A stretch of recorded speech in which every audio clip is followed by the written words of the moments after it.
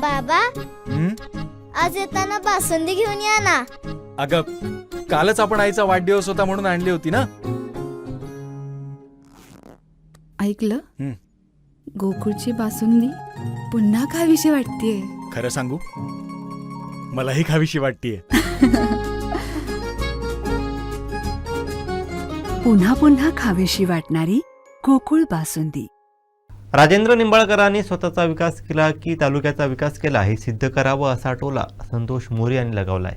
पाहूयात. शिंदे सेनेचे नेते राजू निंबाळकर यांनी आमच्या संघटनेवर आणि पदाधिकाऱ्यांवर आरोप केले.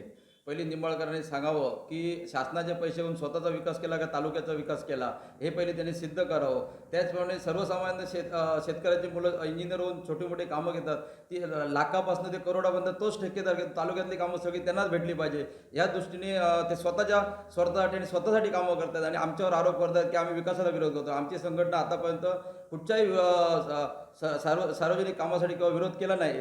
आणि निंबाळकरांनी जी आमच्यावर टीका केली ही आमचं तर म्हणे की जाहीर यांचा आम्ही निषेध करतो अशा ठेकेदारांचा. तर ते ठेकेदार नक्की ठेकेदार आहेत की राजकीय नेते आहेत हे त्यांनी अगोदर सिद्ध करावं असं आमचं सर्व पदाधिकाऱ्यांचं त्यांना विचारणा आहे आणि आमचा आरोप आहे त्यांच्यावर.